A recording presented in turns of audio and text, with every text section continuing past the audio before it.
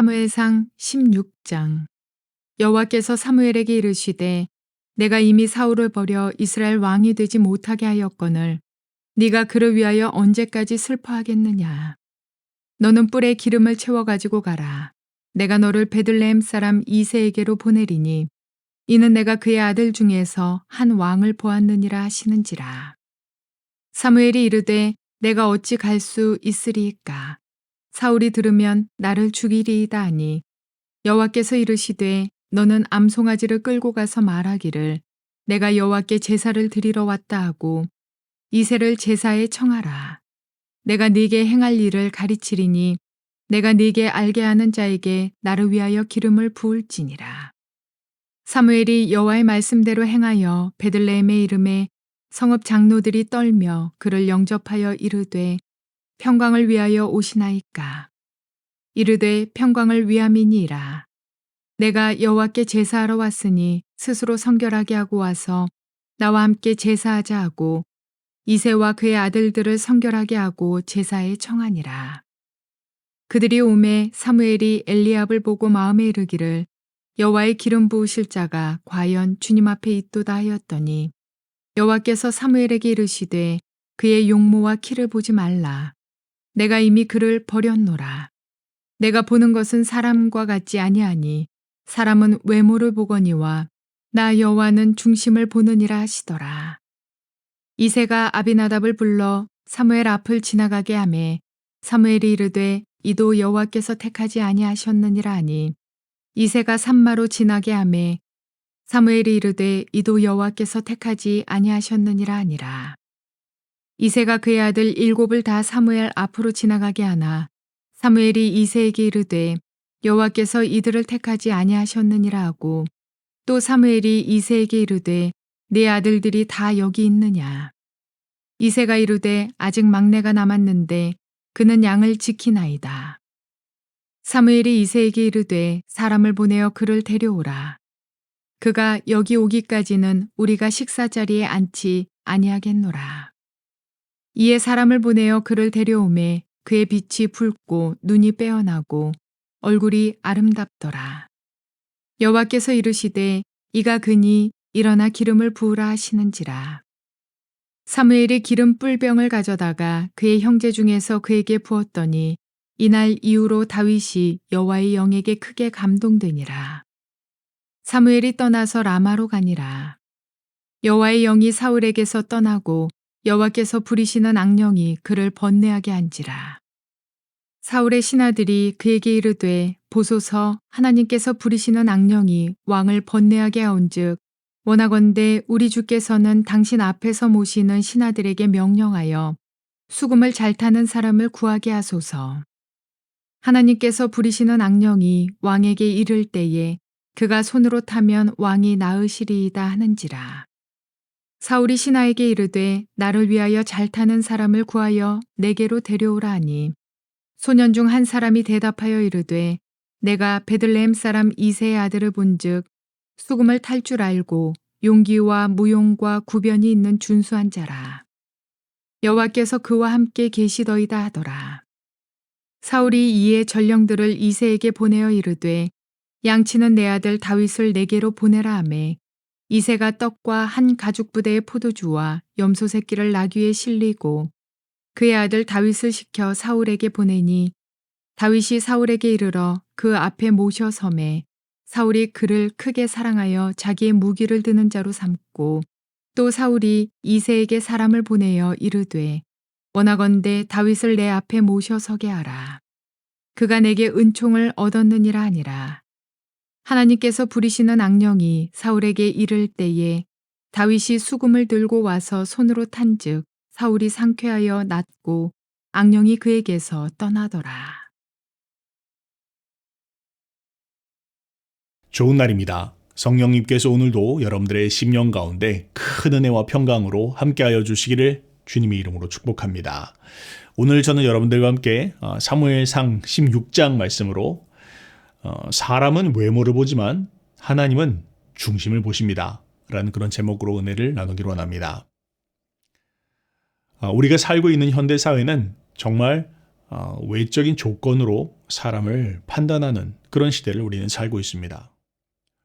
어떤 학교를 나왔는지, 또 그 사람이 어떤 집에 사는지, 무슨 차를 몰고 다니는지, 어떤 배경을 가지고 있는지, 이런 것이 사람들을 평가하는 판단의 기준이 되어지고 있습니다. 그렇게 사람을 판단하고 또 그렇게 판단을 받기도 합니다.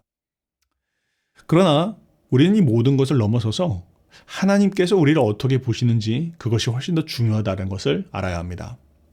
하나님은 사람을 이런 외적인 조건을 가지고 판단하지 않으십니다. 하나님께서 각 사람을 보시고 평가할 때, 판단하실 때 하나님이 보시는 그 기준은 바로 중심입니다. 우리의 마음이 어떠하냐라는 것이죠. 우리의 마음이 참으로 겸손한지, 순종하는지, 하나님 앞에 헌신하는 마음으로 살아가는지, 혹은 우리의 마음이 높아져 있는지, 혹은 하나님의 음성에 대해서 청종치 않고 무감각하면서 살아가고 있는지, 하나님은 우리의 마음의 중심을 보시고 우리의 마음에 따라서 그 사람을 쓰시는지 쓰시지 않는지를 결정하신다라는 것입니다. 때문에 우리가 진정으로 생각하면서 가꾸어야 할 것은 우리의 외면이 아니라 우리의 내면인 것이죠. 자, 오늘 그 말씀에 대해서 더 한번 집중적으로 살펴보기로 원합니다. 우리는 지난 시간 사울이 이제 드디어 폐위되어지는 그런 장면을 살펴보았습니다.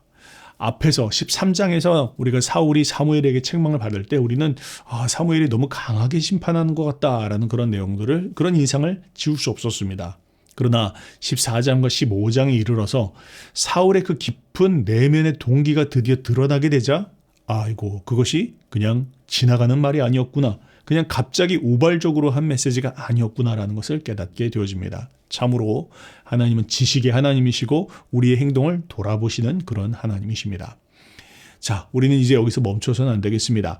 이제 새로운 시즌이 열리게 되어지는데 오늘 여러분들이 보시는 16장부터 시작해서 31장까지의 내용은 드디어 이제 사울로부터 그 초점이 다윗에게로 옮겨가는 그런 이야기들을 한번 살펴보기를 원합니다. 우리는 이제 사무엘서의 이 기자의 초점이 사울에게서 이제 다윗에게로 옮겨가는 그런 이야기들을 살펴보게 되는데요. 우리는 첫 번째 기름 부음 받은 왕이었던 사울의 이야기를 살펴보면서 아니 어찌 이렇게 하나님으로부터 기름 부음 받은 왕이 이렇게 비극적으로 단명하게 되었는가, 그런 질문들을 하게 되었습니다. 그러면서 이제 우리는 다윗에 대한 이야기로 넘어가게 되면서 이제 하나님으로부터 기름 부음 받은 왕인 이 다윗이 어떻게 이 무명의 목자, 정말 드러나는 외적인 것은 아무것도 없는 이 목자에 불과한 이 다윗이 어떻게 이스라엘의 왕이 될 수 있었는가, 이런 질문을 하면서 이제 우리는 다윗에 대한 이야기를 살펴보게 되어질 것입니다. 자, 그런 가운데에서 이제 사울은 지게 되고 다윗은 뜨게 되어지는데 이 모든 그런 교체의 과정이 즉각적으로 이루어지지 않습니다. 사울도 아직 살아있죠. 또한 그가 왕에서 폐위되었다라고 메시지를 받긴 했지만 그런데 공식적으로 그가 아직 왕의 자리에서 내려온 것은 아닙니다. 때문에 사울은 이미 죽은 자이지만 그럼에도 불구하고 그는 죽어가는 자입니다. 시간이 걸린다라는 것이죠. 다윗도 마찬가지입니다. 하나님에 의해서 그가 왕으로서 내정되었습니다. 그러나 하나님의 때가 찰 때까지 다윗은 오랜 시간, 연단의 시간, 훈련의 과정들을 거치며 그는 왕의 자리에 오르게 되어진다라는 것입니다. 그 과정이 바로 16장부터 31장까지의 이야기다라는 것입니다. 사울은 서서히 져가고 다윗은 서서히 떠가는 그런 이야기를 우리는 이제 살펴보게 되어질 것입니다. 자, 이제 한번 본문으로 들어가 보도록 하죠. 1절부터 3절까지, 5절까지의 말씀은 새 왕 다윗을 위해서 기름을 부으라라고 하는 하나님의 명령이 떨어지는 내용을 말하고 있습니다. 자, 사울에 대한 폐위가 선포되어지고 난 후에 선지자 사무엘은 깊은 슬픔 가운데 빠졌습니다. 어떻게 하나님께서 세우신 왕, 첫 번째 기름 부음 받은 왕이었던 사울이 어떻게 이렇게 몰락하게 되었는가가 그 메시지를 전하는 당사자였던 사무엘에게도 참으로 가슴 아프고 힘든 그런 이야기였던 것 같습니다. 그 가운데에서 하나님께서 이제 사무엘에게 찾아오셔서 말씀하시는 내용들이 1절에 기록되어져 있습니다. 읽어보겠습니다. 여호와께서 사무엘에게 이르시되 내가 이미 사울을 버려 이스라엘 왕이 되지 못하게 하였거늘 내가 그를 위하여 언제까지 슬퍼하겠느냐. 자, 이렇게 주님이 말씀하십니다. 뭘 이야기하는 것입니까? 하나님께서 말씀하십니다. 네가 왜 슬퍼하고 있느냐? 언제까지 슬퍼할 것이냐? 하나님 이렇게 말씀하십니다. 내가 이미 사울을 버렸는데 너는 언제까지 그 사울을 두고 연연해하며 힘들어할 것이냐? 그렇게 이야기하고 있는 것이죠. 자, 뭘 이야기합니까? 우리는 종종 하나님께서 이미 마음을 끊으신 일들에 대해서 인간적인 연민의 정을 가지고 붙잡고 있을 때가 있습니다. 그러나 그렇게 해서는 안 된다는 것이죠. 인간의 생각과 하나님의 생각을 구분할 줄 알아야 된다는 것입니다. 하나님께서는 이미 접으신 일입니다. 혹은 하나님께서 이미 끊으신 사람입니다. 그런데 우리가 인간적인 정을 갖고 붙잡고 있고 그것을 계속해서 뭔가 하나님 앞에 나아가 슬퍼하고 있고 힘들어하고 있다면 그렇다면 안 된다는 것이죠. 하나님은 하나님의 마음과 하나님의 생각과 함께하는 사람들과 일하기를 원하신다는 것입니다. 때문에 하나님께서는 지나치게 이미 하나님께서 정리하신 일을 두고 사무엘이 너무 힘들어하고 붙잡고 있는 것을 두고 하나님께서는 이제 사무엘에게 말씀하시는 것입니다. 내가 이미 사울을 버렸다. 그래서 그가 이스라엘의 왕이 되지 못하게 하였다. 근데 너는 언제까지 그 인간적인 마음을 붙잡고 힘들어할 것이냐? 라고 하시면서 이제 사무엘에게 새로운 명령을 하달하십니다. 1절 후반부에 이렇게 이야기합니다. 너는 뿔에 기름을 채워가지고 가라. 내가 너를 베들레헴 사람 이새에게로 보내리니 이는 내가 그의 아들 중에서 한 왕을 보았느니라. 그렇게 말씀하십니다. 뭘 이야기합니까? 하나님께서 베냐민 기브아에 있는 사울이 아니라 유다 베들레헴에 있는 다윗을 이미 준비시켜 놓으셨다라는 것을 말씀하시면서 이제 하나님께서 새로운 왕을 뽑으셨다라는 것을 사무엘에게 말씀하셨다라는 것이죠. 이건 뭘 이야기합니까? 신정 왕국 이스라엘에서 비록 왕정이지만 신정적 왕정이지만 여전히 이스라엘의 왕을 뽑으시는 일들, 누구를 올리시고 누구를 내리시는지 그 주권자는 여전히 하나님이시다라는 것을 하나님이 분명히 말씀하시면서 이 하나님이 왕이신 이스라엘 나라에서 진정한 통치자이신 하나님의 대행자를 뽑는 일, 그것도 역시 하나님의 고유 권한이다라는 것을 하나님이 지금 이야기하고 계신 것입니다. 그러면서 하나님께서 예비하신 다윗이라고 하는 자를 주님께서 이미 선택하여 놓으셨으니 그에게 찾아가서 그에게 기름을 부으라라는 것을 명령하셨다라는 것이죠. 자, 그런데 이 이야기를 듣고 사무엘은 두려움에 휩싸입니다. 이유는 무엇입니까? 아무리 사무엘이라 할지라도 지금 사울이 살아 있습니다. 더군다나 사울의 그 중심의 동기가 이제 감춰져 있지 않고 드러난 상태입니다. 사울이 어떻게 이야기했죠? 제가 하나님께는 버림받는다 할지라도 백성들에게는 버림받아서는 안 되겠습니다. 라는 그 사울 안에 있는 검은 동기가 이제 드러난 상태입니다. 사울이 이제 무서운 사람으로 변해질 것입니다. 그렇기 때문에 사무엘은 더욱더 지금 조심하게 됩니다. 2절에 이렇게 이야기하네요. 사무엘이 이르되 내가 어찌 갈 수 있으리이까? 사울이 들으면 나를 죽이리이다 하니. 자, 그렇죠. 새로운 왕을 찾아가서 새로운 왕에게 기름을 붓는다라는 건 사울에게 있어서 이건 영무와 같은 일입니다. 그냥 둘 수 없다라는 것이죠. 그래서 상당히 위험할 수 있다라는 것입니다. 자, 그것에 대해서 하나님께서 이제 사무엘을 보호할 수 있는 구실을 이야기해 주십니다. 2절과 3절입니다.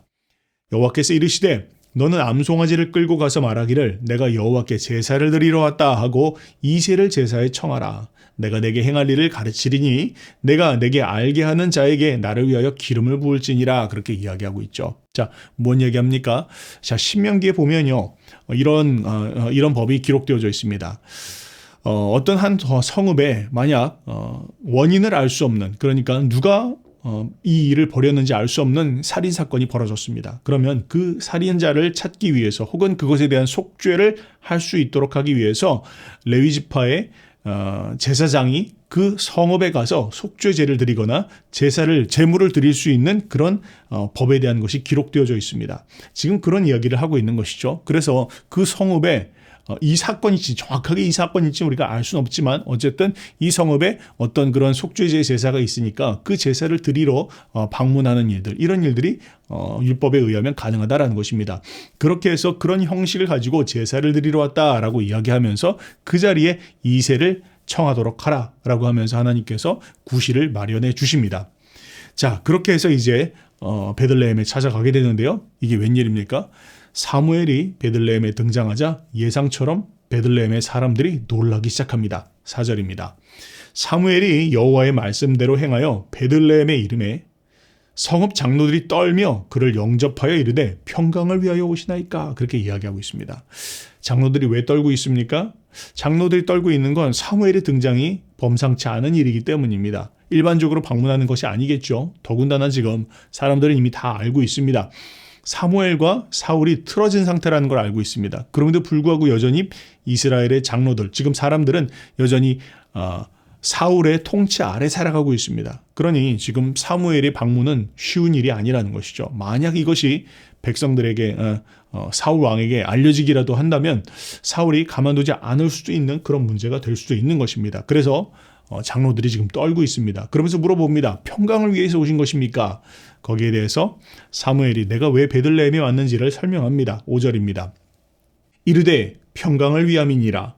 내가 여호와께 제사하러 왔으니 스스로 성결하게 하고 와서 나와 함께 제사하자 하고 이새와 그의 아들들을 성결하게 하고 제사에 청하니라. 자, 하나님께서 말씀하신 대로 제사를 드리러 왔다라고 하면서 이야기를 하면서 함께 제사를 드리자라고 하고 그 자리에 이새와 그 아들들을 청하였다라고 이야기를 하고 있습니다. 자, 이제 뒤이어서 6절부터 13절까지 보면 그렇게 해서 새 왕이 될 다윗에게 기름 부으시는 장면들을 기록해 놓고 있습니다. 자, 이제 장면은 전환되어져서요. 사무엘이 이새와 그의 아들들을 만나는 장면으로 지금 사건이 변화되어지고 전환되어지고 있습니다.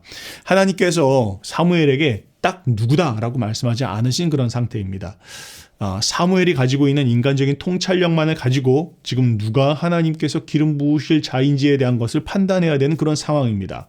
그래서 이제 이새에게 그 아들들을 다 데리고 오라라고 하신 그런 장면입니다. 자, 그렇게 해서 첫 번째 만나게 된 사람이 첫 번째 사무엘이 주목하게 된 사람이 바로 첫째 엘리압이라고 하는 사람인데요.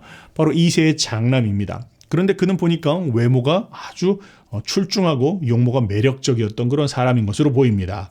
6절 말씀해 보니까 그렇게 기록되어 있네요.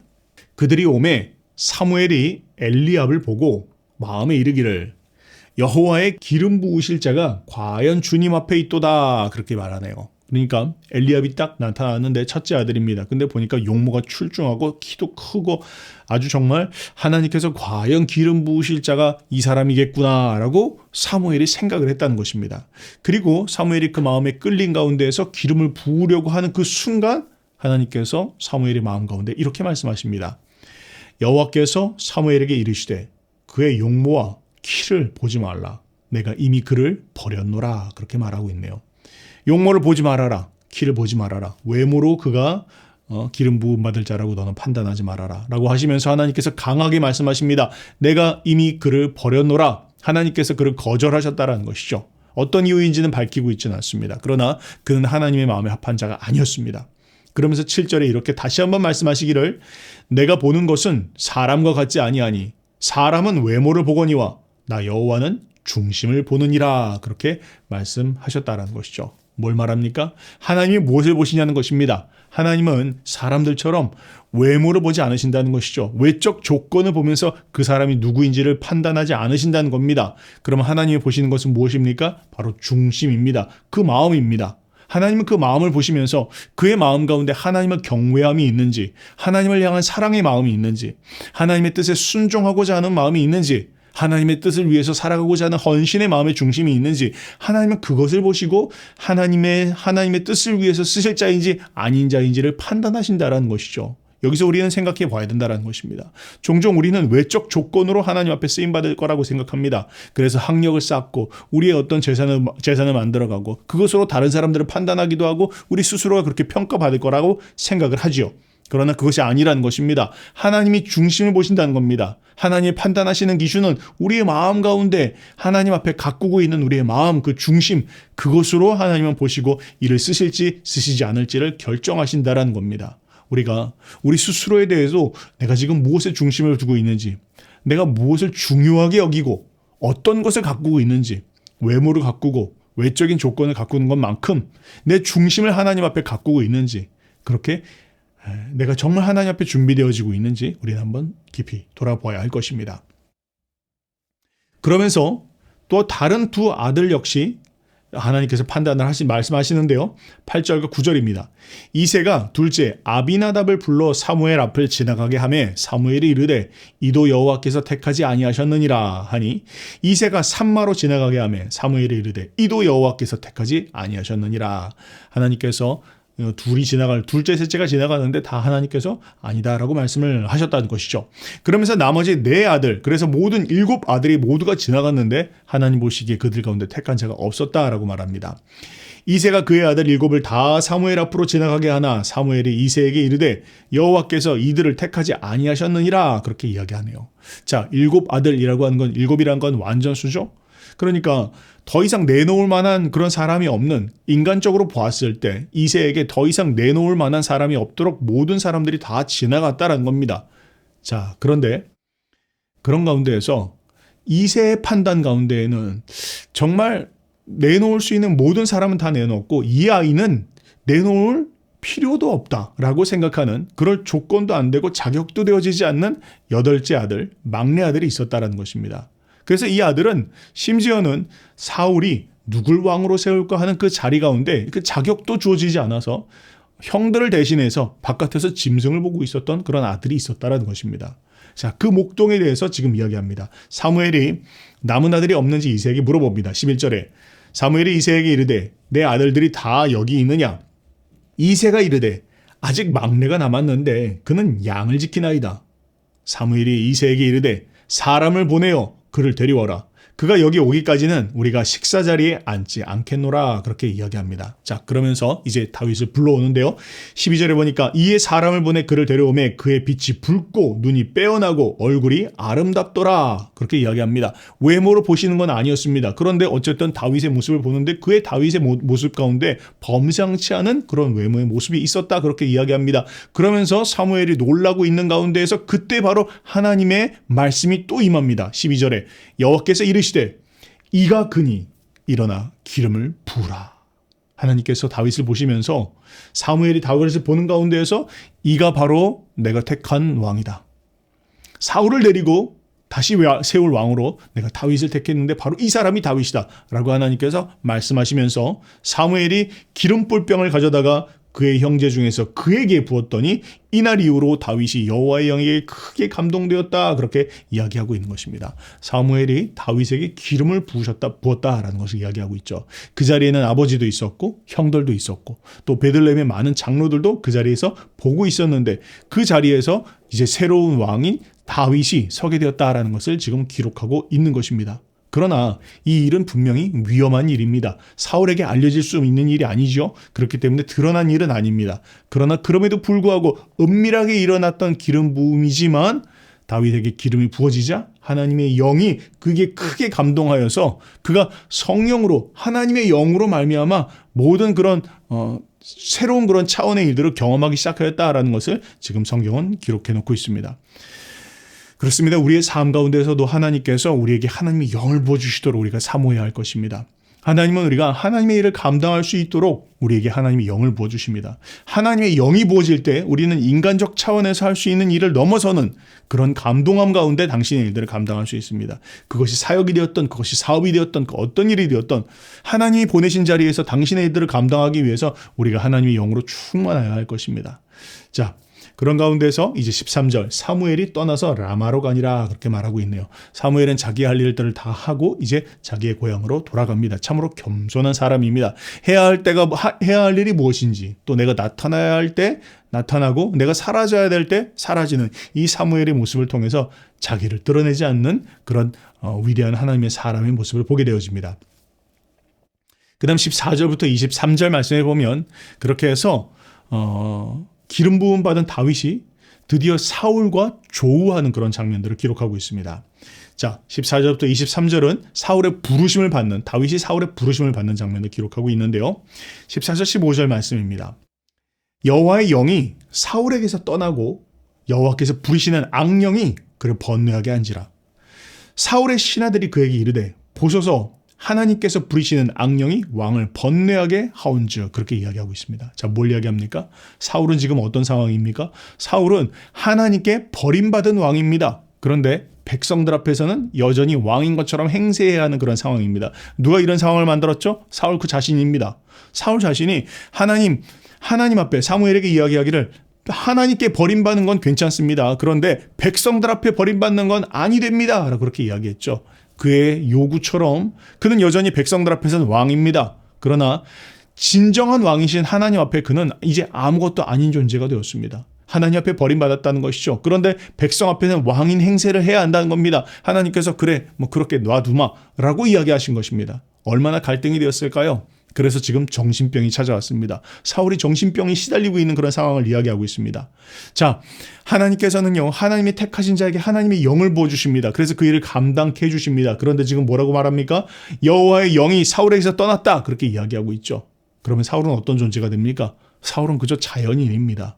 아무것도 할 수 없는 상황입니다. 성령의 감동이 없습니다. 하나님의 영으로 무엇을 판단할 수도 없습니다. 능력도 사라졌습니다. 왕으로서 해야 될 많은 중요한 결정과 그 중압감을 감당할 수 있는 그 여호와의 영이 사라진 상태에서 사울은 감당할 수 없는 그 자리에 자연인으로서 앉아 있는 것입니다. 당연히 정신병이 올 수밖에 없는 그런 상황이다라는 것이죠. 타이틀은 왕입니다. 그런데 그것을 할 수 있는 능력은 사라졌다라는 것이죠. 여러분, 우리가 이것을 참 깊이 생각해 봐야 합니다. 하나님은 우리를 어떤 자리 가운데 두시고 또 하나님께서 우리에게 어떤 타이틀을 주십니다. 그런데 우리가 그 타이틀을 갖고 있다고 해가지고 일을 할 수 있는 것이 아니라는 것이죠. 하나님과의 밀접한 내밀한 관계가 있는지, 살아있는 교제가 있는지, 그 하나님의 영이 나로 충만케 하고 있는지 이걸 돌아봐야 된다는 것입니다. 그렇지 않으면 마치 사울처럼 정말 감당할 수 없는 가운데 무너지게 되어진다는 것입니다.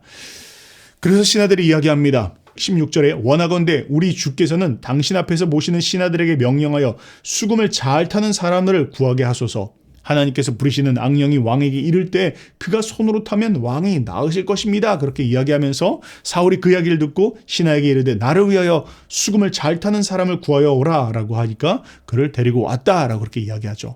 자, 이것이 뭘 이야기하는 것입니까? 바로 사울과 다윗이 어떻게 만나게 되었는가에 대한 부분들을 지금 연결하고 있는 것입니다.